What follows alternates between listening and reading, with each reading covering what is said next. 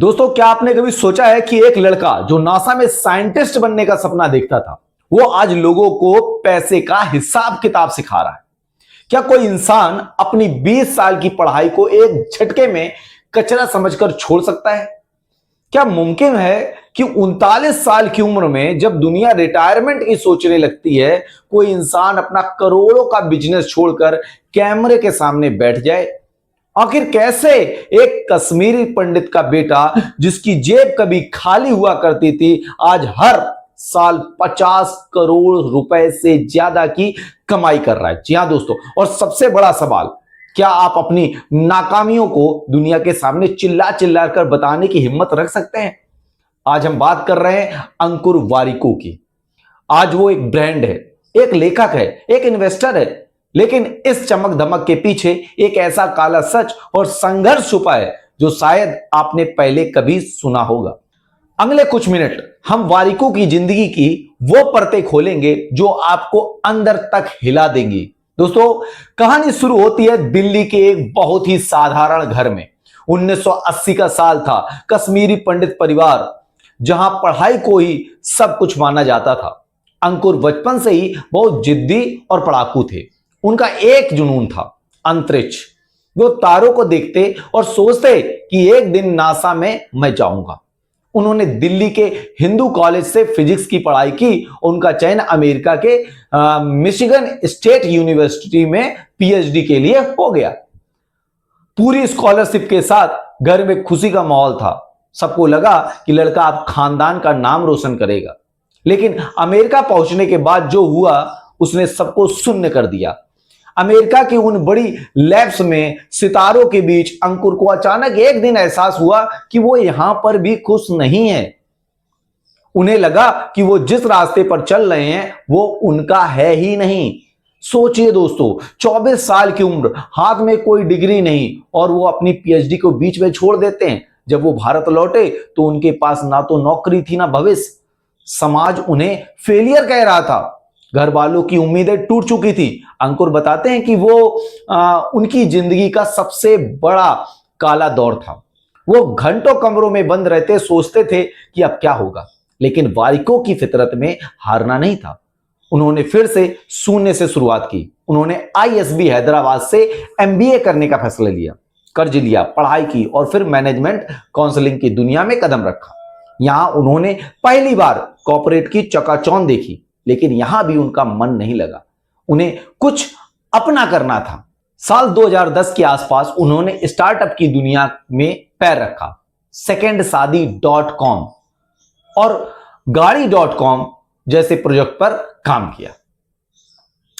यही उनकी मुलाकात ग्रुपन से हुई। जज्बा ऐसा था कि उन्होंने ग्रुपन इंडिया को खड़ा कर दिया और बाद में उसे नियर बाई में बदल दिया। अब यहां से शुरू होता है असली सस्पेंस। दुनिया को लग रहा था कि अंकुर एक बहुत बड़े सीईओ हैं, बड़ी कार में घूमते हैं, लेकिन अंदर की कहानी कुछ और थी दोस्तों। साल 2017 और 2018 के बीच नियर बाई एक बहुत बुरे दौर से गुजर रहा था। कंपनी डूबने के कगार पर थी। अंकुर के पास अपने कर्मचारियों को सैलरी देने के पैसे नहीं थे। सोचिए, एक आदमी जिसने दुनिया सफल मान रही थी, वो अपनी खुद की सैलरी महीनों तक नहीं लेता ताकि उसके ऑफिस का गार्ड और सफाई कर्मचारी भूखा ना सोए। इसी तनाव के बीच उन्होंने एक अजीब सा काम शुरू किया। उन्होंने लिंक्डइन पर वीडियो बनाने शुरू किए। वो अपनी कंपनी को बेचना चाहते थे, ब्रांड बनाना चाहते थे, लेकिन हुआ इसका उल्टा।